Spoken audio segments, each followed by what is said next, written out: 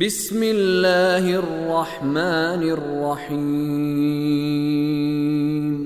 وما أمروا إلا ليعبدوا الله مخلصين له الدين حنفاء ويقيموا الصلاة ويؤتوا الزكاة وذلك دين القيمة إن الذين كفروا من أهل الكتاب والمشركين في نار جهنم خالدين فيها أولئك هم شر البرية إن الذين آمنوا وعملوا الصالحات أولئك هم خير البرية جزاؤهم عند ربهم جنات عدن تجري من تحتها الأنهار خالدين فيها أبدا رضي الله عنهم ورضوا عنه ذلك لمن خشي ربه۔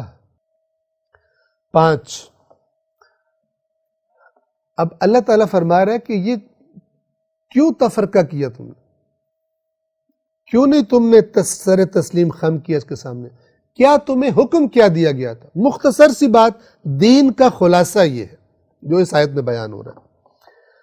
آیت نمبر 5 وَمَا أُمِرُوا، اور انہیں کیا امر کیا گیا تھا، اللہ، سوائے اس بات کے، تم سے تو زیادہ باتیں نہیں مانگی گئی تھی، تم سے تو خلاصہ بنیادی طور پر یہ باتیں مانگی گئی تھی، اللہ نے مطالبہ کیا تو تم نے یہ کرنا، اور وہ کیا باتیں؟ وَمَا أُمِرُوا، اور انہیں کیا امر کیا گیا تھا، اللہ، سوائے اس کے، کس کے؟ لِيَعْبُدُوا اللَّهَ مُخْلِصِينَ لَهُ الدِّينَ، کہ وہ اللہ کی عبادت کریں، دین کو اسی کے لیے خالص کر کے، کسی کو شریک نہ بنائے، اللہ کا پارٹنر، اللہ کے برابر اس قسم کا کام نہ کرے، دین صرف اللہ کا ہے، عبادت اور اطاعت صرف اللہ تبارک و تعالی کی۔ مخلصین لہ الدین، دین کو اسی کے لیے خالص کر کے، حنفاء، حنفاء حنیف کی جمع ہے، اور اس کا معنی کیا ہے؟ سادہ ایک مزاج، اور وہ مزاج کیا ہے؟ ہر شرک، ہر باطل سے بیزار ہو اور حق کی طرف، توحید کی طرف متوجہ ہو، نہ ادھر سے باطل اس کی توجہ ہٹائے نہ ادھر ہٹائے، حق کی طرف سیدھا رخ کر کے چلنے والا، توحید کا پیروکار، حنفاء حنیف کی جمع ہے۔ بس ایک کام یہ، دین کو خالص کر کے اللہ کی عبادت کرنا، ہر باطل سے بیزار، شرک سے بیزار، حق کی طرف متوجہ، توحید کی طرف متوجہ، اور اس کے بعد کیا؟ یہ ظاہر کہاں پر ہوگا؟ اس کا ثبوت کیا ہے؟ وَيُقِيمُ الصَّلَاةَ وَيُؤْتُ الزَّكَاةَ، اور انہیں کیا حکم دیا گیا تھا؟ دوسرا حکم کیا تھا؟ نماز قائم کریں اور زکوٰۃ ادا کریں، یعنی اللہ کی عبادت اپنے بدن سے کریں اور اپنے مال سے کریں، نماز قائم کریں، زکوٰۃ ادا کریں۔ یہ بنیادی ترین چیزیں ہیں کہ جو عملی طور پر ثبوت فراہم کرتی ہیں کہ یہ جس عقیدے کا دعویٰ کر رہا ہے، جس چیز پر ایمان کا دعویٰ کرتا ہے، یہ ہے بھی یا نہیں ہے۔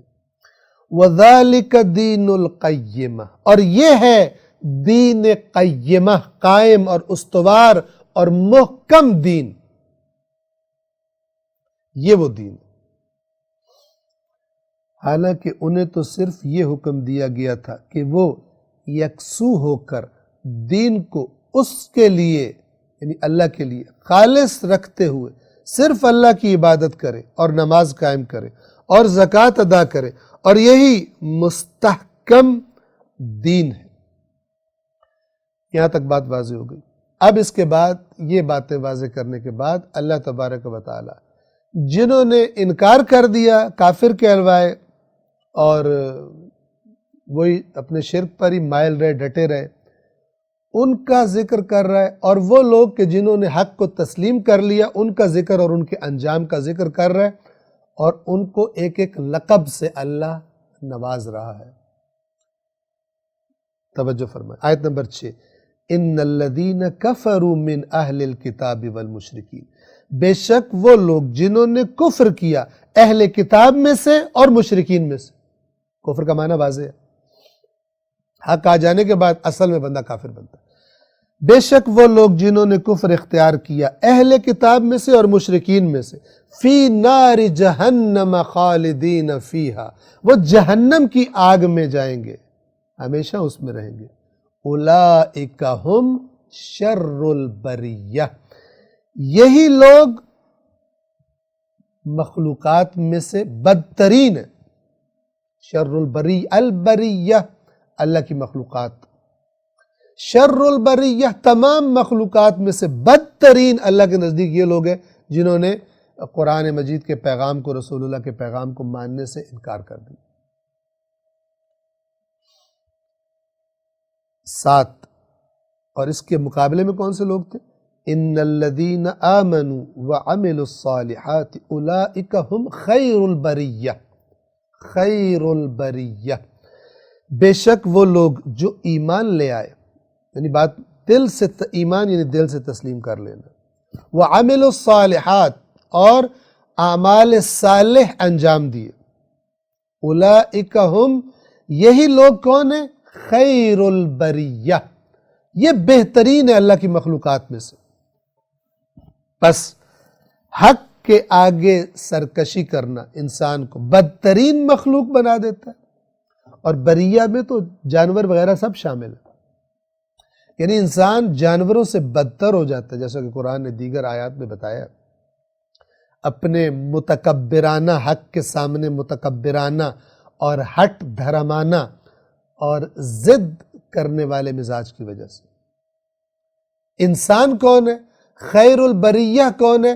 کہ جب حق واضح ہو تو سر جھکا دے، چاہے جتنا بھی اس کو گزشتہ زندگی میں نقصان لگ رہا ہوگا، میرا نقصان ہو جائے گا، میرے رشتہ دار چلے جائیں گے، میری پارٹی چلی جائے گی، میرے ہم مسلک لوگ جو ہے وہ مجھ سے ناراض ہو جائیں گے، میرا کیا بنے گا تو میرا کیا بنے گا.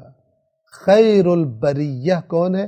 ان الذین آمنوا وعملوا الصالحات اولئک ہم خیر البریہ، بے شک جو لوگ ایمان لائے اور نیک عمل بجا لائے یہی لوگ مخلوقات میں سے بہترین ہیں. ان کی جزا کیا ہے؟ ان کی جزا تو بتا دی، فی نار جہنم خالدین فیہا، جہنم کی آگ میں رہیں گے.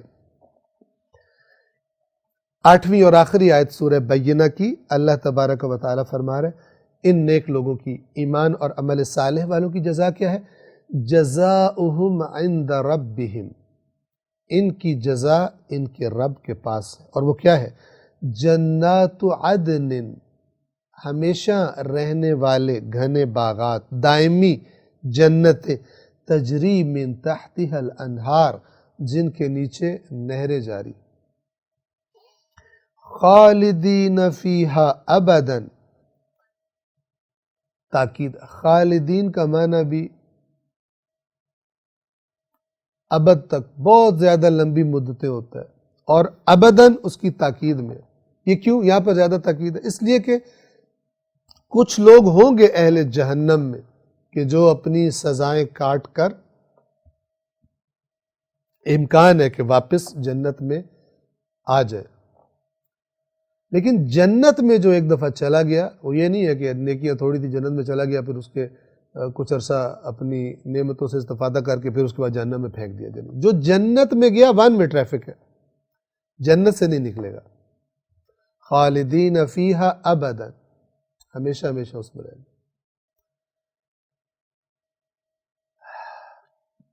اور کیفیت کیا ہوگی؟ رضی اللہ عنہم، اللہ ان سے راضی ہو گیا، تبھی تو جنت میں گئے. وَرَضُوا عَنْهُ، اور وہ اللہ سے راضی ہو گئے. وہ کیسے راضی نہ ہو؟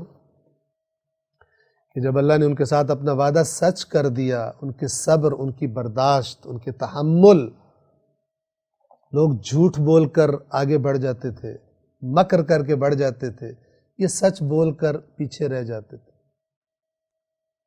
لوگ حرام کما کما کے کہاں سے کہاں پہنچ گئے، یہ حلال کی وجہ سے لوگوں کے، بے ایمانوں کے تانے سہتا رہا کہ تو بھی تو ہمارے ساتھ ہی بھرتی ہوا تھا، ہمارے دیکھ کہاں کہاں بنگلے بن گئے اور تو اسی پٹیچر گھر میں رہ رہا ہے. یہ سن لیتا تھا لیکن حلال پہ اکتفا کرتا تھا. جیسے قرآن میں گزر چکا، فرشتے کیا کہیں گے؟ سلام علیکم بما صبرتم، تم پر سلام، اور اس کا سبب وہ صبر ہے جو تم نے کیا تھا دنیا میں۔ فنعم عقبی الدار، کتنا اچھا ہے آخری گھر، آخرت کا گھر کتنا اچھا ہے، آخری گھر کتنا اچھا ہے، جنت کتنی اچھی ہے۔ رضی اللہ عنہم ورضوا عنہ، اللہ ان سے راضی ہوا اور یہ اللہ سے راضی ہو گئے۔ یہ کس کے لیے ہے؟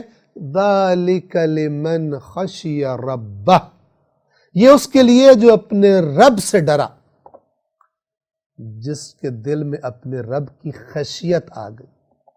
اور پہلے بھی بیان ہو چکا، خشیت، ہر خوف کو خشیت نہیں کہتے، اردو کے الفاظ عربی کے الفاظ کا صحیح معنی نہیں پہنچا سکتے۔ خشیت ایک خاص قسم کا، ہم اسے خوف کہہ لیں یا ہیبت، رعب، دبدبہ ہوتا ہے جو انسان کے دل پہ طاری ہوتا ہے۔ کس وجہ سے؟ سامنے والی ہستی کی عظمت دیکھ کر، اس کا جلال دیکھ کر، اس کی ہیبت دیکھ کر۔ یعنی یہ وہ خوف نہیں ہے کہ جو مثلا بالخصوص ایک مجرم کو قاضی کے سامنے کھڑے ہو کر خوف ہوتا ہے۔ وہ خوف کیوں ہوتا ہے؟ چونکہ اس کو پتا ہوتا ہے میں مجرم ہوں، جرم کیا اس نے دیدہ دانستہ، یہ ایک خوف ہے، اسے پتا ہوتا ہے سزا ملے گی۔ لیکن اللہ کے مقابلے میں جو مجرم ہے وہ تو خیر ڈریں گے اللہ کے عذاب سے، لیکن رسول اللہ امام الخاشعین ہے اس معنی میں، یعنی خشیت کرنے والوں کے امام ہیں، ڈرتے ہیں، کانپتے ہیں۔ مولا علی روتے ہیں، گڑ گڑاتے ہیں، تڑپتے ہیں زمین پہ گر کر۔ یہ خشیت ہے، یہ خشیت ہے۔ ذالک لمن خشی ربہ، اللہ سے وہ راضی اور وہ اللہ سے راضی، یہ کس کے لیے ہے؟ یہ ابدی اجر کس کے لیے؟ ذالک لمن خشی ربہ، یہ اس کے لیے کہ جو اپنے رب کی خشیت رکھتا ہے، یعنی اس پر خدا کی معرفت اس کو ہوتی جا رہی ہے، اور جیسے جیسے عظمت پروردگار کا علم ہوتا جا رہا ہے اس کو، ایسے ایسے اس کا رعب، اس کی ہیبت، اس کا جلال اس کے دل پر چھاتا جاتا ہے، اور وہ عاجزی اور انکساری کے اظہار کے سوا کوئی اپنا چارہ نہیں دیکھتا اللہ تبارک و تعالیٰ کی بارگاہ میں اور اس رب وحدہ لا شریک کے حضور میں۔ صدق اللہ العلی العظیم۔